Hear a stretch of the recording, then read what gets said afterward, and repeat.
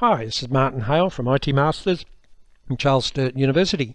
This short info session is about looking at what is the return on investment from a university qualification. Now, to do that, we're going to mainly be relying on data from the latest Australian census submissions.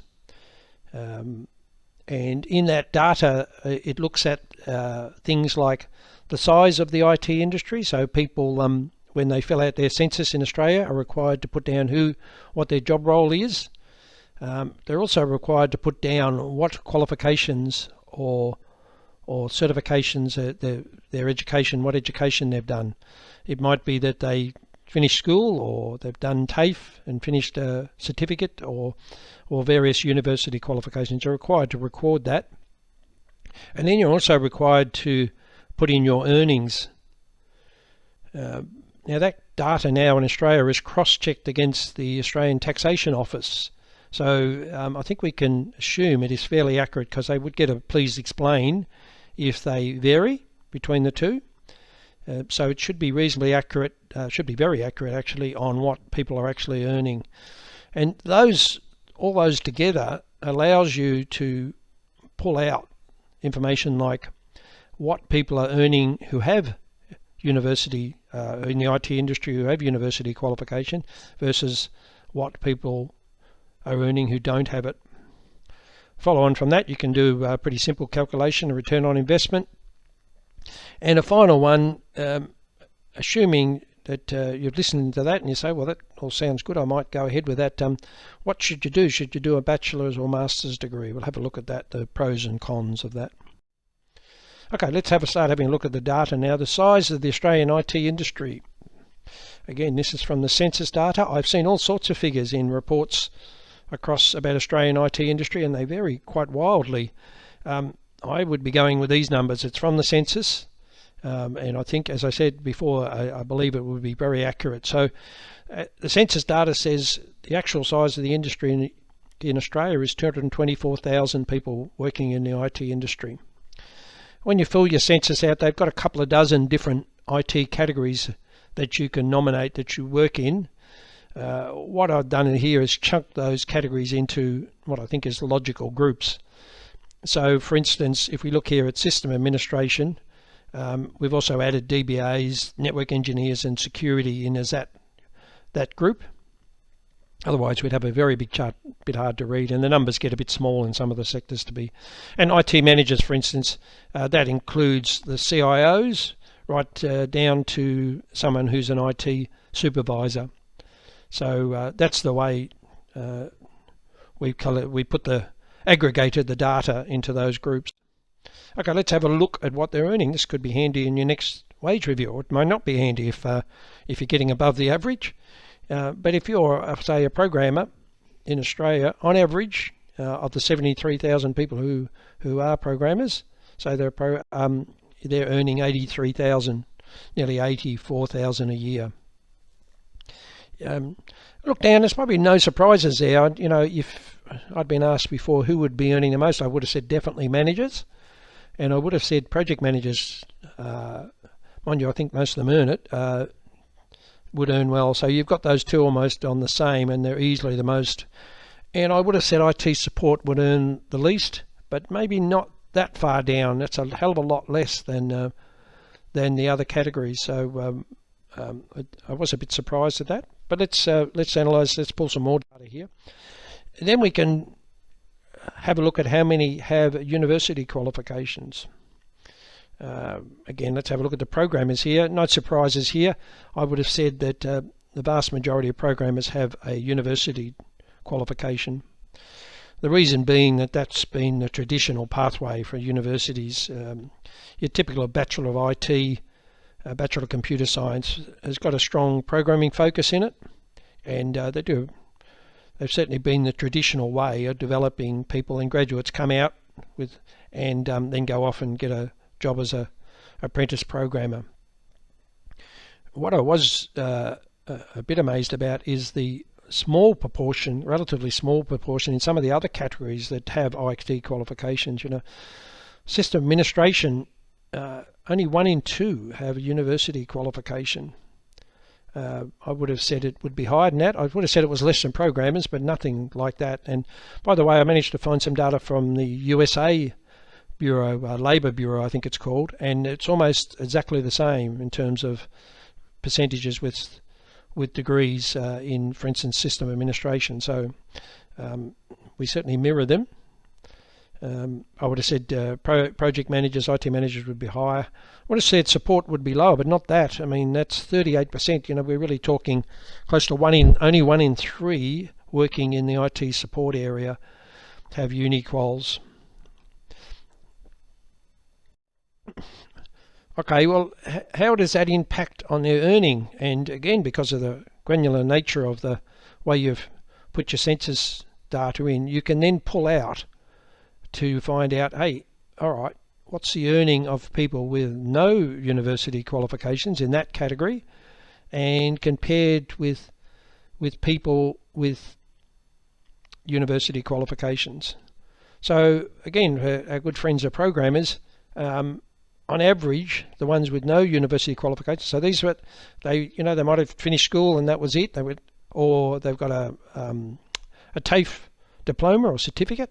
They may have started uni and not completed, which is not uncommon, and went off into industry. So on average, they're earning nearly 81,000, whereas their people, the 26%, the 74% of programmers who do have university qualifications are earning on average about $4,000 more.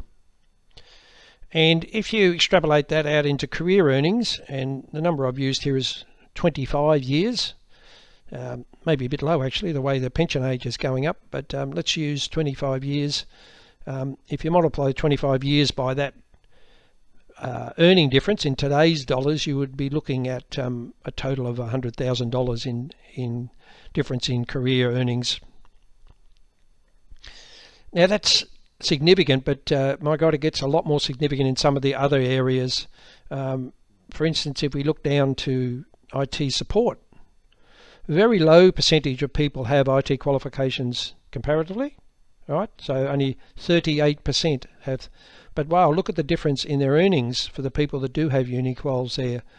Well over $7,000, and that over the 25-year period is a whopping $172,000 in terms of career earnings. And as we know, university qualifications don't date, unlike industry certifications and a few other things. In 15 years' time, you can still use your qualification on your resume, and rightly or wrongly, it's not questioned. That it's still it meets that criteria in terms of their who they're looking for.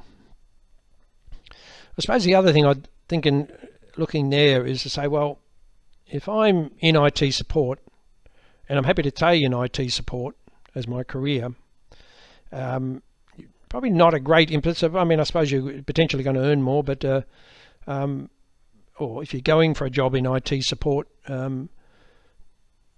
only 1 in 3 of your competition when you go for the job will have uni quals. So that's probably okay, and probably get you an entry-level IT support position without bothering about university qualifications. The issue comes in some of the other categories. If you then want to move out of that into management, for instance, or programming, system administration, whatever, the numbers go up, and you're going to have more and more people who are competing with you for those jobs with a university qualification. And I've sat on, I don't know how many hundred interview panels, and I can assure you they do use, rightly or wrongly, for uni quals as one of the criteria, particularly in terms of shortlisting. You put an ad in these days, you get flooded from, stick it up, we put it up on Seek, we get flooded with hundreds of applications. We then madly shortlist, and we shortlist number one on experience, obviously. I mean, always on experience. Depending on the job, you might then add some industry certifications to your criteria, and you get it down, you've got 50. Now you've got a shortlist. I'm not going to interview 50 people. I want to need it down to 10 and reasonably 5 probably that we would interview, and we use uni-quals. I mean, that's an objective thing we can do. It shows they've done the hard yards. It shows something to me that they capable of completing it. So it is used, and it's something to bear in mind for your career for the future. Okay, so the overall average, if we look there, get back to on thing, is over a 25-year career would be 146,000 across all positions in the IT industry. So we can use that now to pretty simply work out what the return on investment is, and all you do there is get that 146,000 and you divide it by, say, the cost of a master's degree, which $3,000 a subject, 12 subjects, 36k. That's assuming you don't get any credit. You divide one into the other, and your return on investment from university qualification would appear to be 4.1 at least. Obviously, if you get credit, it would be better than that.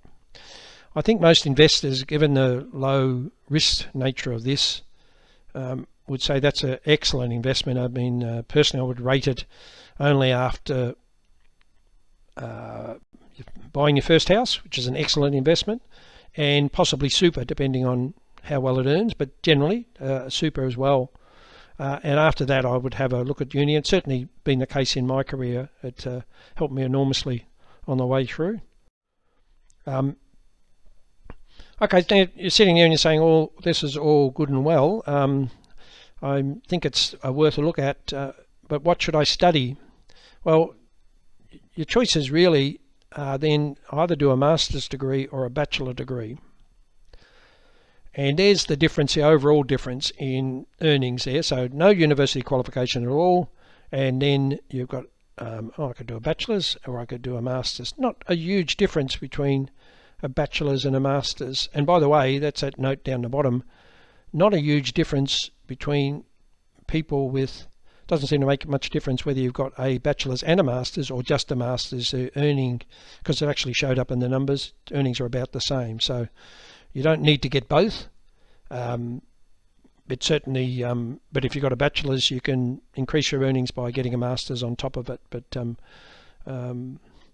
okay, so what should you do? Well, the difference in earnings there is shown from a master's degree and a bachelor's degree. But then you look at how much effort's going to go into doing those degrees. And a master's degree, typically they vary at different universities, but ours are pretty typical, 12, and most bachelor's degrees are 24 subjects, so they're double the length. If you're doing it part-time, most masters you would get done in 2 years. That's assuming 3 semesters or trimesters a year, which is what we've got. And a bachelor's degree, doing it part-time, will take you 4 to 6. Now, a lot of bachelors are still only run on a double semester basis, so that's where I'd say it would be 6 years. And then have a look at the target audience. Professionals, that's for master's degrees, and let's face it, IT bachelor's degree are for career starters. So you're in the industry, you've got a few years behind you, you end up studying Computing 101, which doesn't go down well, I can assure you, not for you, for the lecturers or the other students in the thing. So look, my strong advice would be to go, if you're in the industry, to go directly, and you don't have a bachelor's, go directly into a master's degree. Now we have a pathway to do that based on your experience. So definitely have a look at that. And finally, personal observation on the way through. And as I said, I've been involved in a lot of interview panels over the years. The first time I really hit this uni-quals barrier business was when I went for my first exec role in Telstra, and the job was written for me. Absolutely, I couldn't have picked a more perfect. I was absolutely suited to it. Very, very confident, and wasn't even on the shortlist. Didn't even get on the shortlist, and I found out later on, and after much pushing, that I didn't have any uni-quals. I did a couple of years of a bachelor's and bombed out, and they shortlisted me out. So I said, that's enough. I went off and enrolled in my master's, and sure enough, a couple of years later, I was still studying, by the way, and still hadn't finished it, I picked up my first exec role. So all I'm saying there, they do use it, whether it's right or wrong, I'm sorry, they do use it to shortlist people out. There's a definite correlation there in earnings. I mean, we could talk about the causal direction, talk about university and causal direction as why are they earning more? Now, on one more extreme level, you could say, oh, they're earning more because employers respect qualifications more and they're willing to pay for it. Well, I'm sorry, I don't think that's totally true. It is a bit, but I don't think there's a direct correlation there. On the other side, you could look at it and say, well, they've done the hard yards, they've gone all the way through a degree, they've kept at it. This is not a 5-day training course that you can nick off and do. A master's is a couple of years of constant effort. It shows a level of motivation and also interest in their own career. So I think that's probably more the impact of why they're earning more. But whatever the reason, there's a definite link there. So I think it's something you should think about. If not with Charles Sturt, with at least get a university qualification somewhere. Okay, well, that's it from me. I'm more than happy to hear your comments or abuse about that. If you want to have a look at the raw stats, I'm more than happy to send them to you. There's my email at Charles Sturt. Send it through, and I'd love to hear what you've got to say. Anyway, thanks for listening, and good luck with whatever you decide to do with your career in the future. Thanks very much.